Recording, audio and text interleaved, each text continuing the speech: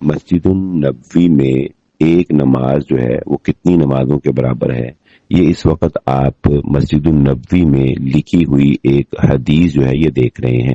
یہ مسجد النبوی کا وہ حصہ ہے جو چھتریوں سے ڈھانپا گیا ہے، یعنی اس کی چھت نہیں ہے بلکہ اس کے اوپر بھی چھتریاں ہیں اور یہ حال کے درمیان موجود ہے۔ روضہ رسول صلی اللہ علیہ وآلہ وسلم کے تقریباً یہ بیک پر آتا ہے، اور یہ بات اس جگہ کے بارے میں مشہور ہے کہ یہاں پر زیادہ تر پاکستانی جو ہیں وہی نماز ادا کرتے ہیں اور بیٹھتے ہیں، کیونکہ یہاں سے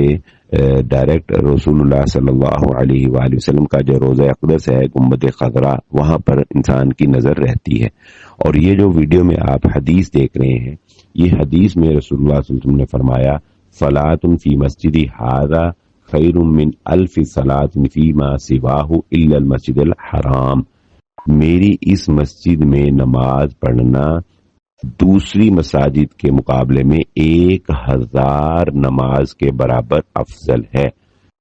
سوائے مسجد الحرام کے یعنی بیت اللہ کے۔ یعنی مسجد النبوی میں ایک نماز کا ثواب 1000 نماز کے برابر ہے۔